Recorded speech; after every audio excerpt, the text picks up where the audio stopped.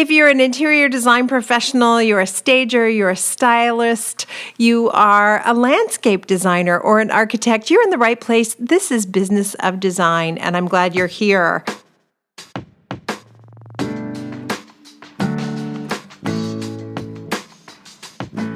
Welcome to the Business of Design podcast with Kimberley Selden. Brought to you by Business of Design, a coaching community for independent designers like you. We all know design matters. At Business of Design, we think designers matter too.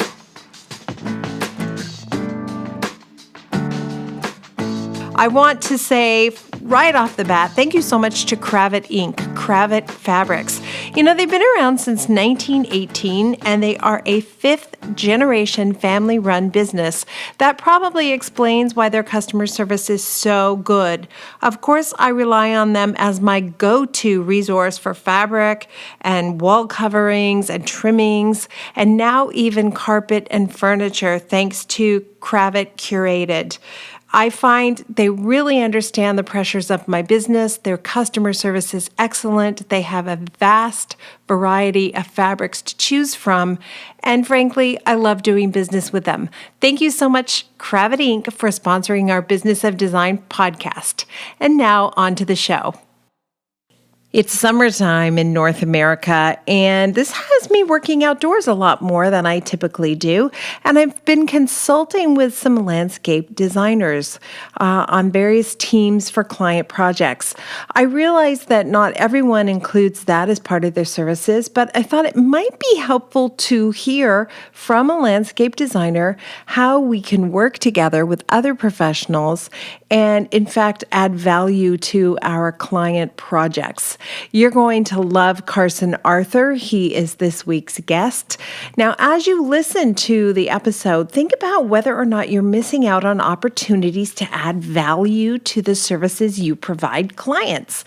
I can tell you that 15 years ago, I was so busy and I didn't have the systems and structures in place I do today to run my business. So when an opportunity for more work came up on a job, even if it was an ongoing existing job, I would put it off or defer or postpone indefinitely, or even try to dissuade clients from doing the project because I felt like I was running as fast as I possibly could already. I did not need more work. I just needed to get a grip on the work I already had. Now, of course, the sad thing was back then I wasn't even really making money, and I was that crazy busy. And today I have a very different story. I have a lot of systems and structures in place. I have my 15-step project management strategy in place.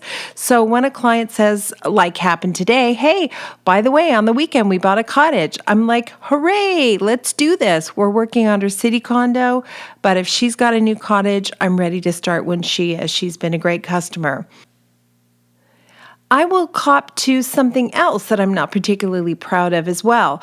When I'm so crazy busy and I don't have time to just slow down and really use the creative side of my brain, I don't give clients my best effort. So instead of thinking of a beautiful wallpaper for the powder room, I just go to paint. Let's just paint it. It'll be faster. I don't think perhaps about a faux finish that might be amazing on the dining room ceiling because I don't have time to. So we just paint the dining room ceiling, whatever color. I don't offer clients the chance to panel the walls in their foyer, even though that space desperately needs some architectural interests. And I don't want to work from that place. I really want to be able to say at the end of the project, I did my very best on behalf of the client. I gave it my all. I really thought it through. I gave them options. I offered them things they might not have thought about without me. And I looked ahead and anticipated some problems that might be happening that maybe weren't part of my original scope of work. For example, the clients have pot lights that look like they're from 1971. You know that they're on their last leg, right? So I could easily ask my electrician to come in and give us a quote on retrofitting those pot lights before we paint. And that's the wise and smart thing to do. Adding additional services to your repertoire, like adding to your scope of work, I guess, especially though when you're working with other professionals, can be really good for you and this is important, it can be really good for your clients. Who doesn't want to add more value to the service you provide? Now, Carson has a number of helpful statistics that he just rattles off the top of his head. Of course he does. He works in landscaping all the time. I don't. But I do find it helpful to know a few things like that when I'm talking to my clients. For example, it's possible to increase the value of your home or your clients' homes by adding a mature tree to the front yard. I had no idea, and Carson even gives us kind of a rough price on what that's going to cost. Now, he said that can increase the home's resale value by as much as 3%. So if you're talking about $1 million property, which these days is not too hard to get to, that's an additional $30,000 that's going to go into the bank when you sell. Carson goes on to say that improving curb appeal can increase resale value by as much as 8%. Again, if you're talking about that $1 million home, that's an additional $80,000. I want to know that for me personally, but I also want to know that for my clients. I want to be able to provide my clients with valuable information that makes the service I bring them even more worthwhile. Now, if you're listening to us in the car, I don't want you to try to text yourself this information. You don't have to do that. All of these tips and more are available to you on our website, businessofdesign.com, in the podcast section. Every single episode, including this one, which is episode 17, The Whole Home, has a list of takeaways, interesting facts the guests mentioned, or links to products that they love right there in the show notes. If you haven't been using our site, now's a great time to start. I love also this idea that Carson shared with me about project management, that when a client feels, for example, her kitchen isn't large enough and there's no room to expand inside the house, you can suggest they look outdoors to acquire more cooking space. An outdoor kitchen or a plain old barbecue center or maybe a fancy pizza oven, depending on your client's budget, can really give the homeowner more kitchen, even though there's no space inside. So lots of good things we can learn by working with other professionals, and I think you're going to love listening to Carson. Carson Arthur is an internationally recognized landscape designer with a focus on meeting homeowners' needs while creating environmentally friendly designs. Throughout his 15-year television career, Carson teaches homeowners how to raise the value of their homes through outdoor renovations. Carson is part of the City Line team, which is the television show that I do. He writes a number of columns for print media, and he does, in fact, work directly with clients under his own company. So I love that, right? We are always looking for advice from experts who are working in the field, because we all know there's a very big difference between theory and just teaching about interior design and actually working in interior design. Carson's TV credits include being the host of HGTV's Green Force, also on a show called Room to Grow. He's been on a whole bunch of different networks, and at the moment he's filming Home to Win, which is an HGTV program, and he's very excited about that. At the end of the podcast, Carson also does share his tips for busting into television, so that's interesting as well. One last bit of housekeeping before we meet Carson. This week's testimonial is from Jess Fiss from Australia. Jess writes in, Adam is a fellow Australian designer I'm fortunate to know through a Facebook thread we have. This interview was exactly what I needed to hear, and thanks to it, I've joined and discovered so much support and information I was searching for, but couldn't find. Thank you, Kimberley, for providing such an amazing platform for designers. Everything you say resonates. Thank you. Jess, thank you so much for that. I want you to know that I get so much more out of this than you guys do, that's for sure. If I'm not constantly reminding myself of best practices, I fall back on my old habits really easily. So thank you for inspiring me every day. Thank you for teaching me new things all the time. And I think we are ready to meet Carson Arthur. Carson, I'm so thankful you took time from your busy schedule. You're probably right in the middle of filming Home to Win #2, aren't you? We are in the middle of it. We're almost at the end, though. So a lot of the episodes, are kind of in the can already. We're basically at the point now where we're about to give this home away for Canadians. So we're waiting for that one Canadian family, the winning family, to come in and put it off our hands. And it's going to be an amazing finale for the show. That is so fun. I love the concept of the show. Is it fun to do? It looks like it's fun to do. It is fun to do. I mean, it's a bit of a challenge when you've got so many incredibly talented designers and builders all in one space together, because we're really focusing on trying to have continuity all through the entire space. And how every designer will walk into a room and see that room translated very differently. So it's been interesting to see how they each pick up from one another's spaces and then kind of take that continuity through, and what elements are the ones that are actually being pulled in. It's really remarkable, actually. So fun. Well, this is a perfect segue to our topic today because we're going to talk about the whole home. I focus on interior design, mostly residential, but a little bit of commercial. But I rely on an A team of professionals to do my landscaping work, and that's your wheelhouse. So what do you mean when you talk about whole home design? What does that mean to you? Well, for a long time, our industries have sort of worked in parallel, but definitely separate. So the interior designer has always worked on the interior space, but now and the exterior has been the outdoors. But now we're starting to see that line being blurred, and we're seeing just designers. And designers are working on indoor and outdoor and creating this whole home look for one customer. And it's better for the clients because at the end of the day, when you've really identified what your clients' likes are and how they want their home to feel, creating inside or outdoor spaces in that sort of lane is much easier than trying to retranslate every single time with different designers. Well, it makes everything cohesive, doesn't it? From the curb appeal at the front of the house, into the foyer as you step into the house, and then right through the back great room and lovely sliding doors that lead to a patio. There's a feeling that there's a flow and there's a harmony that's going on. Absolutely. And we always talk in the design profession how it's very jarring if there's no cohesion between the rooms on the inside. Well, it's exactly the same. If the outdoor of the house looks absolutely nothing like the inside of the space, it becomes very jarring for somebody who's visiting for the first time or even for a potential buyer. We know that the landscaping and the curb appeal really sets the stage for all the amazing things in the home. So you want it to be reflective of what they will see inside. It's like the appetizer for a fantastic dinner. It gets you excited for more. I love that.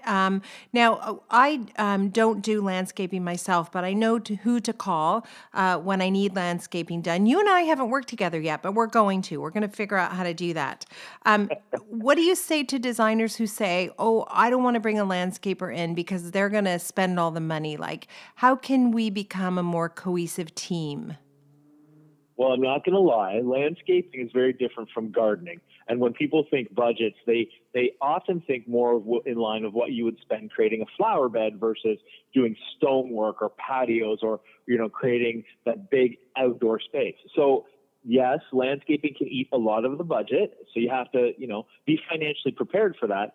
But at the same time, knowing what materials work best outside and knowing what plant material is going to accentuate all of the beautiful design spaces. These are types of things that are a very specialty, type of education or skill set to have.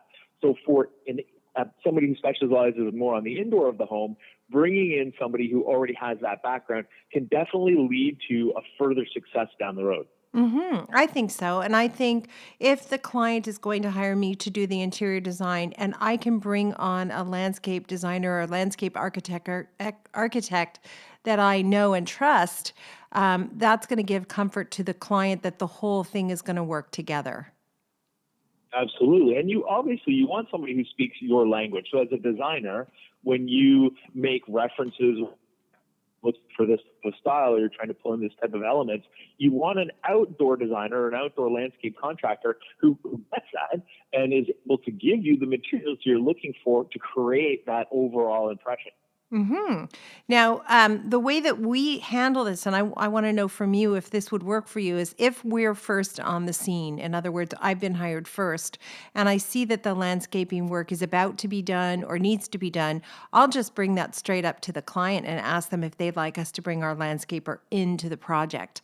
Then I know I'm working with professionals I know and trust. They have my back, I have their back, and I think it's a win-win for the client. But often, when I say that to other designers, they're afraid that the landscaping is going to take all the money that would have gone into the home design. So, is there kind of a price point concern there for you? Again, and I always say this to clients, and whether my client is yourself, I'm contracting the work to me, or I'm actually dealing with the homeowner, I can design an outdoor space to $100,000, or I can design a space $20,000. So being very clear up front as to what the budget is for each component of the job, even if it's, X number of dollars for the bathroom, X number of dollars for front entryway, X number of dollars for the curb appeal. This is the best way to really understand the project, but to set the parameters so that each room doesn't end up going outside of the budget that has been set. Okay. So, you don't have any concerns then about working directly with interior design professionals? No, not at all. And then that's the thing that I always say is, whether your customer is another business professional or somebody who's actually just a straight homeowner, it doesn't matter. You have to meet that person's needs and deliver what that person's expectation is. So as a designer, you're coming to me, I want you to help me create this space. I'm deferring to your judgment because you've brought me into this role. And yeah, I mean, that's sort of the way it has to work. Reality is I don't know anything about what you're doing inside, nor should I be giving you feedback on that.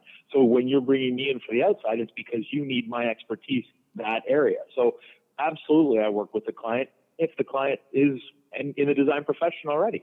I love that. Okay. How do you determine return on investment? I know for us, often the return on investment is how they're going to use the space and enjoy the space and love the space, how it enhances their lifestyle, all that kind of stuff. If you're selling, that's a different number altogether. How does that differ in your world?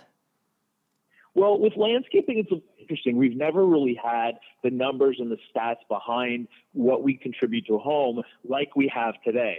So we're starting to see more and more numbers against things like the front yard, against outdoor living spaces, against driveways and garages. So things like curb appeal, the enticing curb appeal, or the actual visual bringing somebody into the house, has been speculated at being up to 8% of a home's value, which is really impressive because what that's saying is, that first look, the first time somebody sees a home, they're already judging the space. And that one is out of Remodeling Magazine's Cost versus Value Report for 2017. And then the National Association of Realtors also went on record and said the same thing, that the curb appeal is 8% of a home's view or a home's value, first glance. Wow, I was just taking a note. That's incredible. I didn't expect it to be quite that high. Well, and again, so much is dependent on the market. So that's a national number. Obviously, in hot markets, the curb appeal isn't as important because everybody's competing for these homes. But when you're in a situation where it's more of a neutral market, or maybe it's a seller's market, then yes, all of a sudden the curb appeal is very important. Buyers are using things like Google Maps to actually look at homes. So they'll look at Google Maps, they'll do a street view with the little guy, they'll drop in place and do a 360. So they're actually looking at the character of the home from the front yard and the space before they're even willing to set up an appointment to go into an open house or to go see the space. Wow, I didn't even consider that. You're absolutely right. Of course, they're going on Google Earth and Google Maps to see what they can see in advance. That totally makes sense. So, what kinds of things can designers suggest in terms of adding to curb appeal? And then those things, of course, have to be implemented by a landscape designer, a landscape architect, somebody who's got the expertise and knowledge. But what sorts of things should we be looking at suggesting to our clients? So straight up, the easiest thing to add value to your home is add a tree in the front yard. We now know that streets that have trees in the front yard, so there's a tree-lined street, a neighborhood, actually has a 3% increase over a neighborhood that has no trees, exact same houses. But just Wow. a Now, mature how big tree, does a tree have to be? Big? Is a big tree, little well, tree? it has to be a mature tree. So you're looking for you between 15 and 25 feet, which, if you're thinking about how long you're going to be in the house, obviously, if you're planning to sell within the next 5 years, you're not going to help yourself. But if you're thinking that 10 to 15-year window, you can absolutely get a tree in the ground today, looking after through the period that you're in the home, and increase your home's value by that 3% just because you have a tree. That's phenomenal. What does something like that cost if I wanted to buy a mature tree? I know it's probably from X to X and it's a wide spread, but just off the top of your head, if I want to buy a tree that's 20 feet tall, what sort of number should I be thinking about? Well, the actual cost of the tree isn't as big of a number as the installation cost. So putting in a mature tree has a huge root ball. So digging out and excavating and handling that property is a big piece of, equation, is a big chunk of value. Like, that's going to cost you a lot of money. So I've done some pretty big trees that have giant root balls, and they're often anywhere between $3,500 to $5,500 per tree. Okay, all right. But still, if you're talking about increasing the value of your home by 3%, that's worthwhile money to spend immediately. Absolutely, yeah. Okay, I love that. Absolutely. Sometimes I find The other clients will thing, say, that sounds like so much work. And I always tell them it's not so much work for you. You just write a check. It's a lot of work for yeah, Carson. yeah, it's the other thing that we're seeing right now, especially when it comes to curb appeal, is that, there is a fine line between how many plants and shrubs you should put in the front yard versus, when you put too many in and you actually make a space look intimidating. Two big words right now for outdoor spaces are still low maintenance.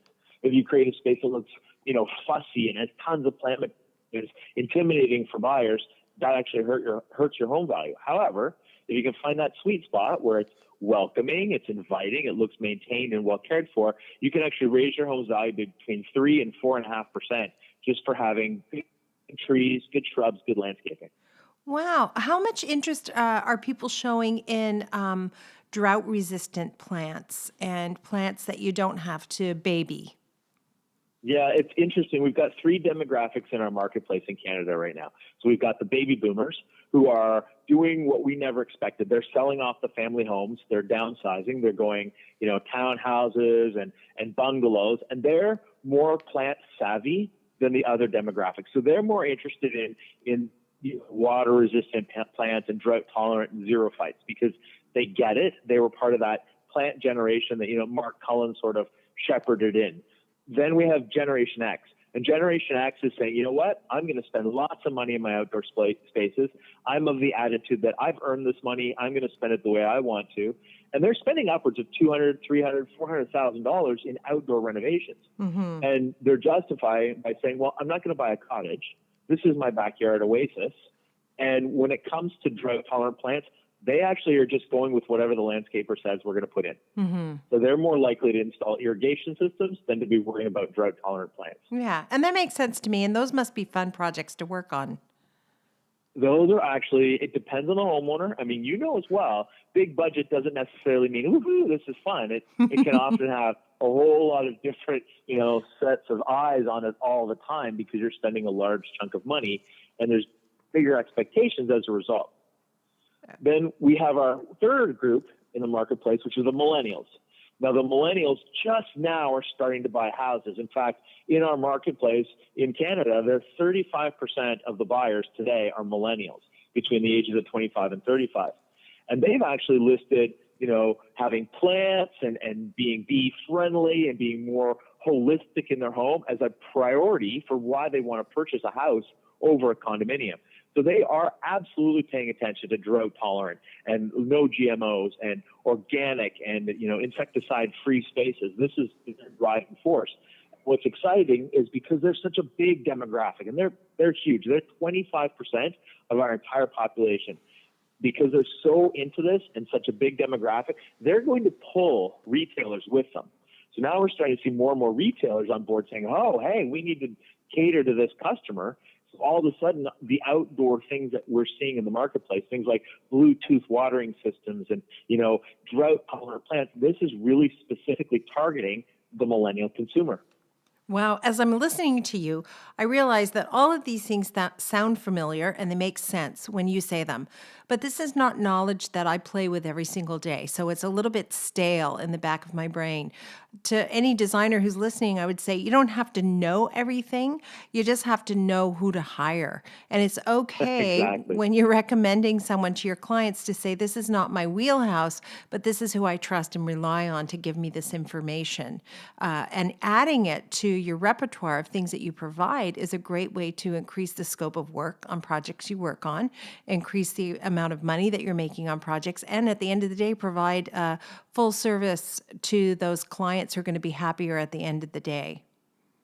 Of course, we as designers, we get so focused on the projects that we're managing, and we're trying to and we're staying focused that we sometimes lose track of this big picture that's happening around us, and we're more reactionary instead of being proactive. Is why I spend a lot of time and a lot of traveling right now talking to designers and to landscape companies about, the future of our marketplace and how things are going to change with this whole attitude of whole home, where we're really working with, we're working for one family, and all the different components all are coming together in our different specialties to create this dream space for these homeowners, but at the same time being aware that 95% of Canadians say that when they're going to sell their home, they're taking some of that money out for retirement. So we want to increase the value of their home at the same time as providing their dreams and this amazing space that they want to live in. It's a big responsibility at the end of the day, and it's a wonderful thing to do for a living, I would say, too. It's super satisfying. How has the internet changed how you do business? I know a lot of designers are very frustrated with the fact that no matter what they select for a client, the client can go online and find it for less somewhere else. Are you guys experiencing anything like that, or is it different because you're dealing with plants? It's a little bit different. The outdoor world, and I don't want to sort of paint with broad strokes here, but the outdoor world is a little bit different in the sense that when it comes to furnitures and accessories, the designer who creates the outdoor space isn't usually tied in the exact same way. So when I'm doing designs for homeowners, when I'm talking about their outdoor, creating outdoor rooms or creating, plant beds or gardens, the furnitures are a component, but they're not really what I'm driving in the space. So I would lead my client to different furniture retailers and say, what do you like, so that I can pull inspiration for that and create a big enough space. But I'm not specifically sourcing those pieces of furniture for them. Mm-hmm. So But I don't have to do it online, which is nice. yeah. Are they shopping online to compare your price for plants or for outdoor pavers or water features? Are those kinds of things becoming more challenging to sell to clients? A little bit. I mean, the one good thing about the outdoor world is you can't ship plants cross-border. Mm-hmm. So I don't have to deal with my clients going onto U.S. sites saying, well, I can send this in from, California for half the price that you're charging me. Because legally, plant material can't be shipped across the border because it has soil. And soil will contain parasites. And from an agricultural perspective, we don't back and forth with the soil. So I get away from that one a little bit. The one thing that I'm really clear with my clients is when I'm quoting out a job or I'm bidding it out for them, I break it down into components, but I don't break it down in cost for each single thing. So I don't say, a Japanese maple is going to cost you X number of dollars. I say the total trees and plants in this design are going to cost you X number of dollars. Mm-hmm. So that always gives me a little bit of room to, go up, to go down, depending on what's in season, what's looking good at the time of year, how big the plants are. I mean, it gives me some options and a little bit of flexibility. Okay, so that's a good tip in terms of project management because we have that in common, right? We're always managing our clients' expectations. Money is a big part of it. How do you deal with clients about budget? Because they're probably equally uneducated when it comes to how much it's going to cost to do landscaping as they are when it comes to what it's going to cost to furnish the inside of the house.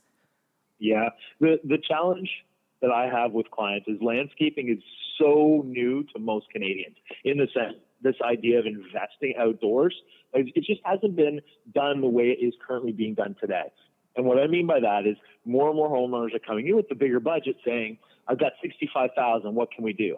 So educating them on price per square foot for real stone versus a man-made stone versus a composite wood for a deck versus a natural wood.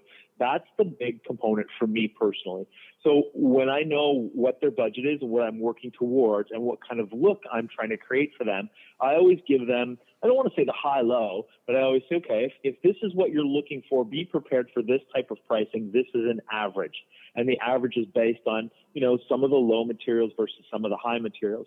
And as we choose materials that are really speaking to you and that you want to see in your space, that number is going to fluctuate based on the materials you choose. Okay, so it's similar to inside. Do you find that clients give you a budget that's accurate and will pay for everything on their wish list, or is there some discrepancy there? I've had a little bit of discrepancy, but for the most part, by and large, because of what I do in the television world and because of how busy I am, my clients are fairly honest with me. They know that I don't have time to sort of mess around. And as we're going through the process, if they decide they want extra elements, they know, and I'm up front with them right up front, and say, as you add more things like a gazebo or a pergola, obviously your budget is going to have to increase as a result. And I think, because so many interior people or home designers have really educated the client, this is not a new conversation for them. They get it. They know that if they want to put in the soaker tub, obviously their budget is going to have to reflect that. Wow. Now, do you ever introduce an element that you know is outside the budget, but you really think they're going to love it? I am always afraid to do that. Are you? Okay. Welcome to our world. Yeah, we feel that kind of pain. But I find sometimes if it's a legitimate recommendation, in other words, I think it's really going to work in the space. I think the clients are going to love it. I will go out on a limb and say this isn't in the budget, but I want to show it to you anyway. And often the clients will go for it because they know I'm not, I'm not there just to make money. I actually am trying to get them something that will satisfy them long term. Yeah, absolutely. And I completely respect that. And I do try and add those elements in because obviously if they're bringing in a designer, then they're looking for guidance. So if they already had it figured out in their head as to what they wanted, why would they have a designer in the first place? So I do try and challenge the preconceived notions, and I will try and work them around certain things, but I always try and justify the decisions that I'm making from a design perspective so that they'll understand it, so that it doesn't come across as if it's just an upsell. Okay. So that's the one thing I'm always cautious about is the buyer or the homeowner, they're just trying to sell me on things I don't really need. Yeah, that doesn't feel good. It doesn't feel good to be the person who's doing that, and certainly it doesn't feel good as a client or a customer to have someone doing that to you. What's the difference between a landscape architect, a landscaper, and a landscape designer? A rubber stamp. A landscape architect goes through a little bit extra education process. So it's a university degree. They have a rubber stamp so that they can do stuff for city, for partner with urban planning. So they have a bit more of education on that side of things.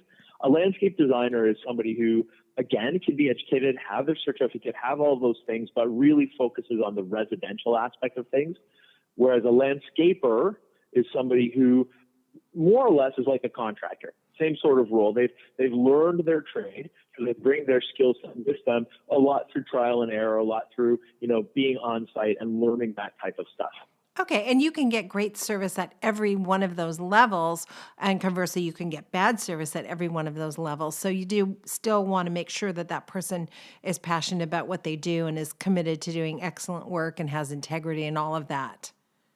Absolutely. And the one thing about the internet that's made it very nice for the homeowner is more and more of people's portfolios and their websites are available online so that as a homeowner, you can really get a sense of, what this person is capable of doing and their sense of style. Don't assume that every single landscaper, exactly the same as any single designer, has only one voice. I mean, we all work with different levels and different textures and different styles.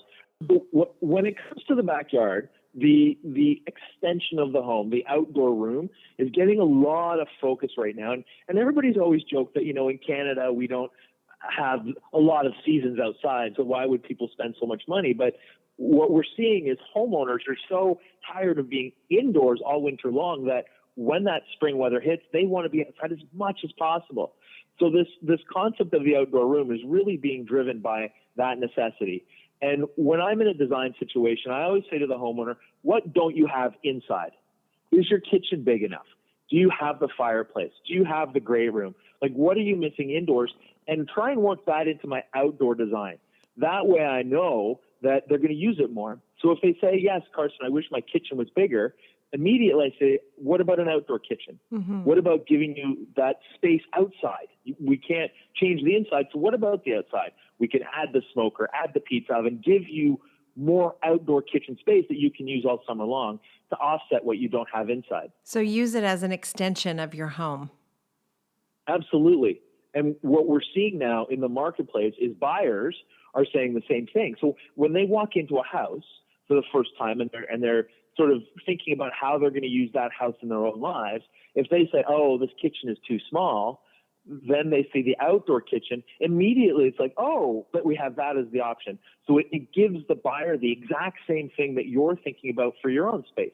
Because odds are the way they're going to use your home is pretty close to the way you want to use the home. So accentuating what you don't have, adding to it outdoors is a natural way to actually extend your living space, but also increase the value of your home at the same time. Excellent. So you mentioned the outdoor kitchen, and that's been a trend that's been growing in popularity and becoming more and more common. What's the next big thing that's going to hit our outdoor spaces? Again, now you're getting me in the crystal ball. It's becoming those three demographics that are really driving this. And the one thing we're seeing with the millennial population is they want this concept of this holistic outdoor space. And because they want to be more involved in their backyard insofar as actually doing things, we're going to see more and more technology and cooler things surrounding this whole idea of growing food in your outdoor space.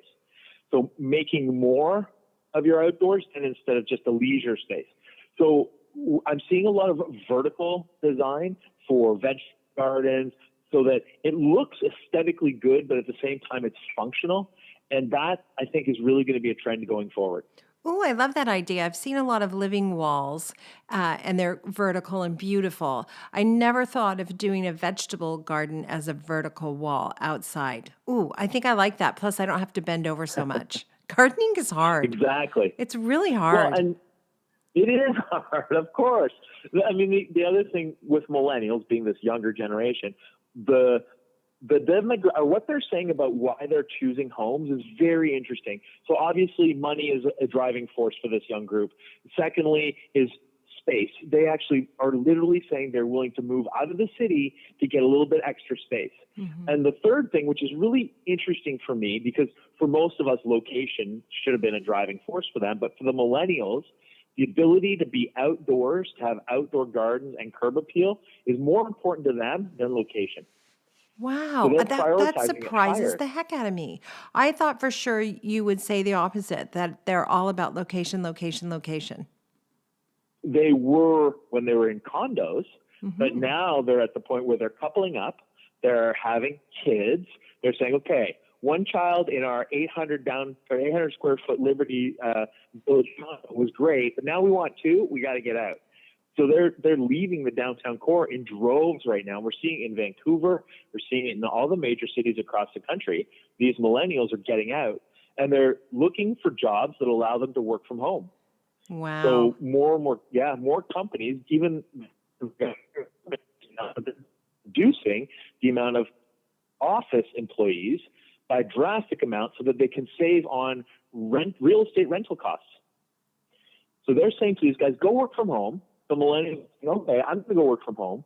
And then they're going to choose houses that allow them to do outdoor things because they're saying growing food to be healthy is a priority, but also they want their kids to be in the backyard. They want their kids to get dirty and have outdoor experiences instead of just being on their tablets in front of the TV. Right, and there's no reason your office can't be at the patio table when the weather is nice because your office consists of a laptop, which is, weighs nothing. Exactly.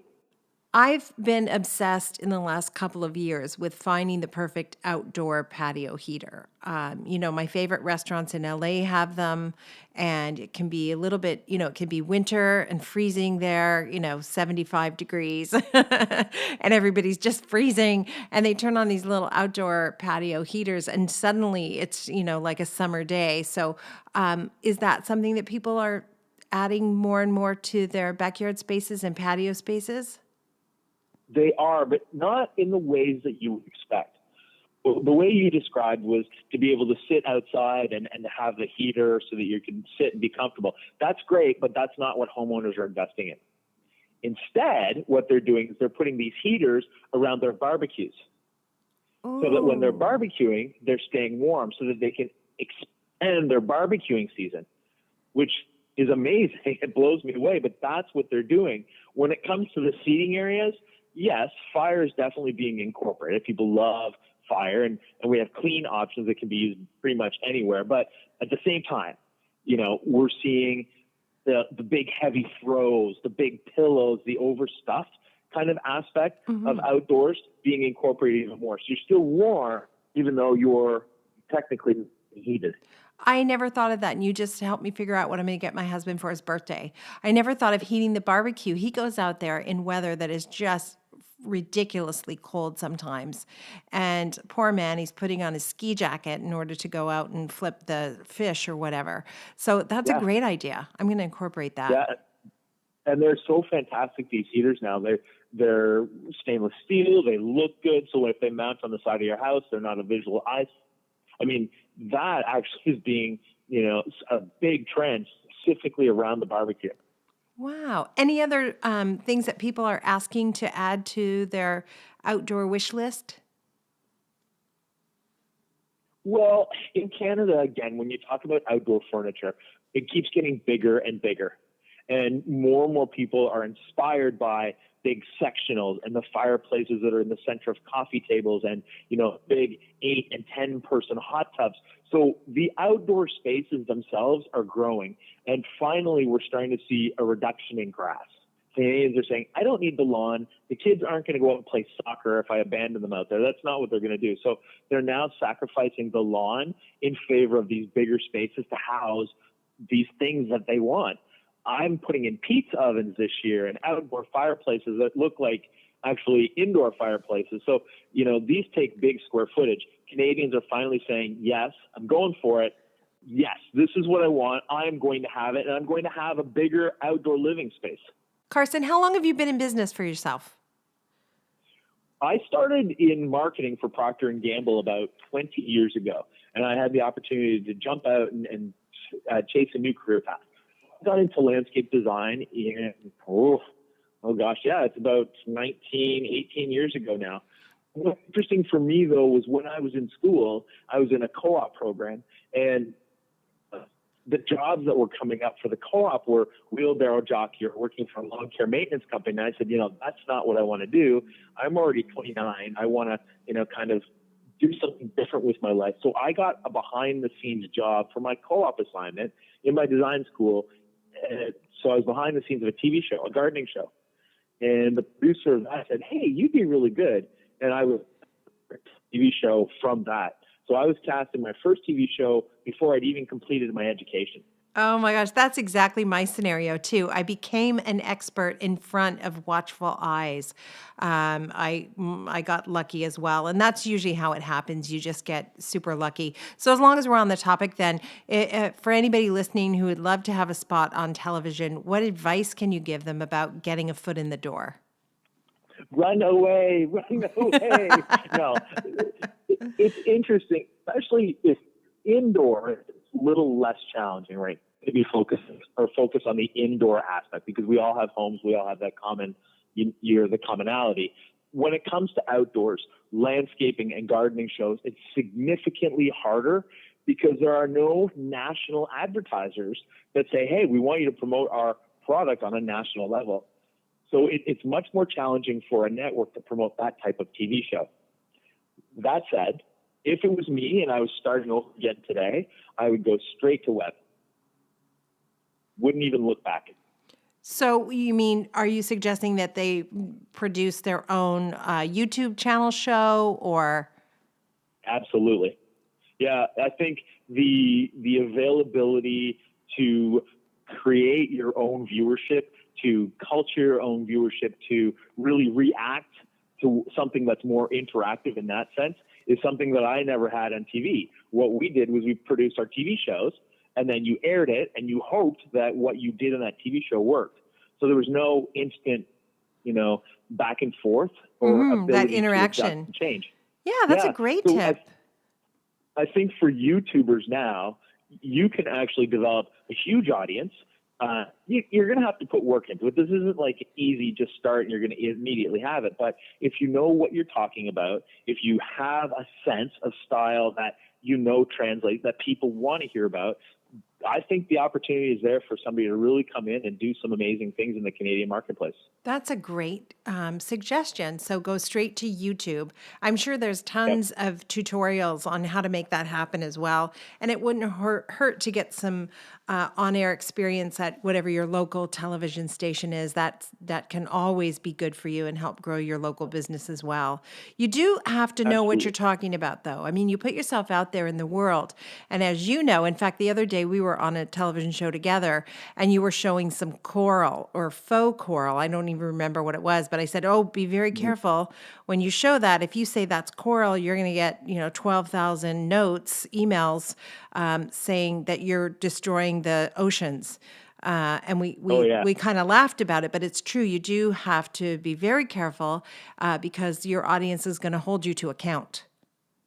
Yes. And when you promote yourself as being an expert or, having something to say, like a point of view, people really watch you very closely, even more so than if you're somebody just saying, hey, I love pink. Like it becomes more than that. You're explaining why you love pink, what shades of pink you're loving, how it works in the space. Like these are the types of things that if you want followers and you want people to turn to you as an expert, you have to have an opinion and you have to back it up, be confident in your opinion. Yeah, absolutely. So that's the media side. Now let's get back to the business side. You've had in the last almost 20 years an opportunity to work with lots of different clients. What type of client do you like to work for? My favorite one is oh, you're on TV. Do whatever you want in this space. I'll just pay the bill. Unfortunately, they're not if you'd like.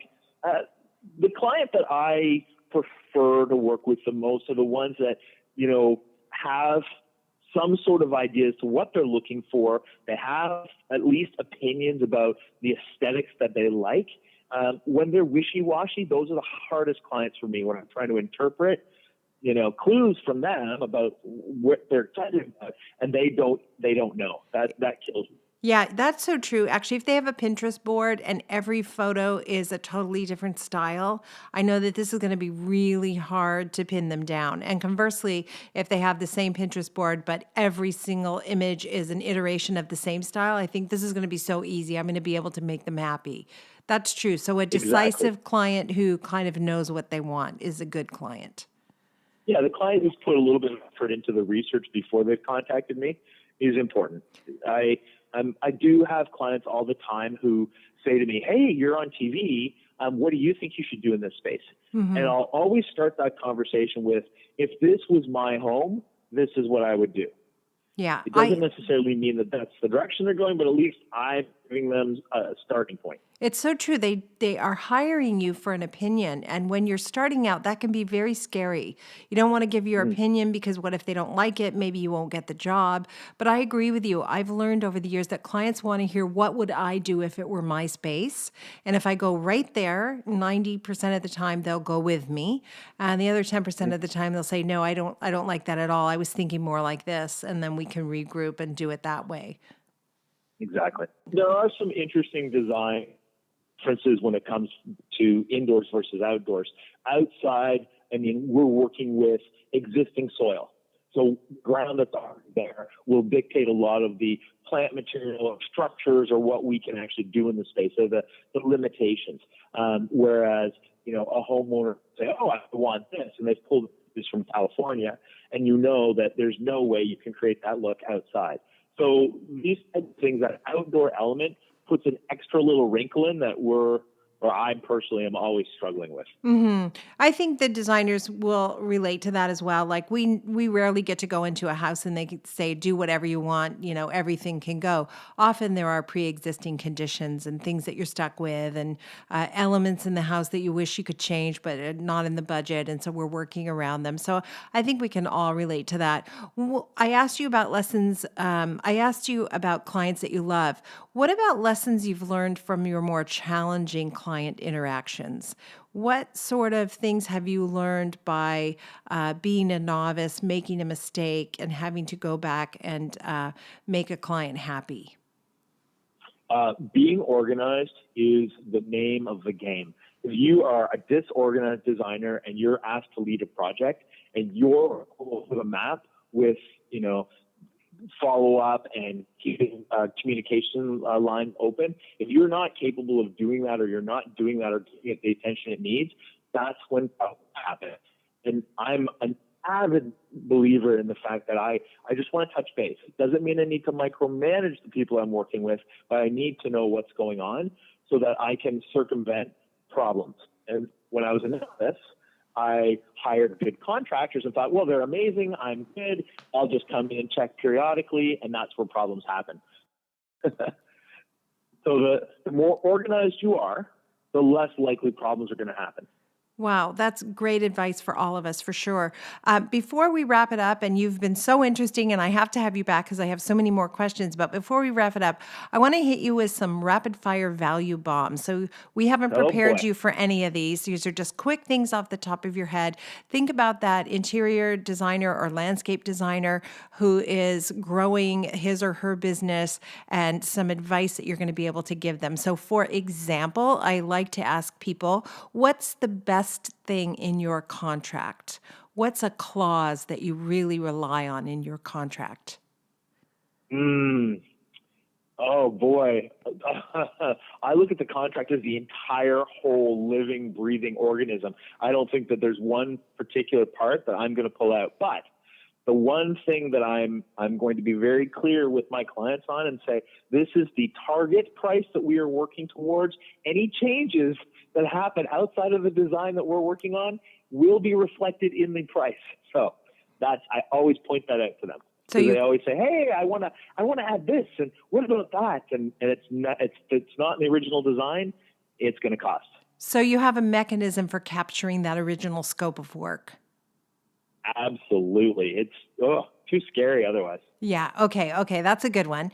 How about this one? What do you rely on technology to help you do your job? Is there a tool or an app that you use that you couldn't live without? So I'm really lucky from the outdoor perspective because I can use Google Maps and I can do all of my takeoffs using the Google Map app. So I can look into somebody's backyard and do to scale drawings using that without actually ever having to go into the space and take measurements. Wow, that is really lucky. I am not going to hope that Google Maps will eventually look into people's homes. I think that's creepy. But that is an advantage for outdoor spaces. There's nothing you can do anymore where you're not being watched kind of 24/7. That's another conversation, but that's a new reality, isn't it? It's true. Just move way out into the country where nobody really cares. Carson, give advice to that person who's just starting out or thinking of launching a business. What would you tell them? I am a huge advocate and believer of being able to write a good business plan, not just from the sense that it keeps me grounded as far as all of the amazing ideas and what I could do with my business, but it keeps me pointed in the right direction. But at the same time, the skills required to build a good business plan are the same skills you're going to use every single day. So being predictive, being able to communicate your wants, your needs, your lists, your must-haves, being on track and on time. Like these are all the things that are in a business plan. So if you can do that, you can run a business. Okay, you are definitely coming back, and we are going to talk about how to build a business plan, because I think a lot of creative professionals skip that step, think it's not important or it doesn't apply to them because they run a, quote, small business, unquote. And I think you're so right. That's a really smart thing to think about. And you're a smart guy and a talented guy. And I love seeing you on TV and being on TV with you. And thank you for taking time to do this for us today. Yay. Well, thank you for including me. I mean, we all contribute to making a homeowner's house something special. So the fact that we're having an open conversation about it is exciting for me too. And let's work together. I'm looking forward to that. I'm in. At Business of Design, we know it takes more than hard work and talent to successfully run a professional design firm. There are proven business strategies that can solve your immediate business challenges and transform your life. Don't try to do this alone. Join today, and you'll have access to more than 100 video courses, plus access to me as your mentor and guide. Unlike coaching, which can take years to produce tangible results, Business of Design is a fast track to implementing strategies and getting immediate results for independent interior designers. Unlike coaching, which can take years to produce tangible results, Business of Design is a fast track to implementing strategies for immediate results. And it works for independent interior designers, decorators, architects, stagers, landscapers, professionals just like you. Monthly membership is only $67.50. Annual members save 2 months and have access to our contracts as well. So what are you waiting for? Together, we can achieve extraordinary results. We hope you'll join today.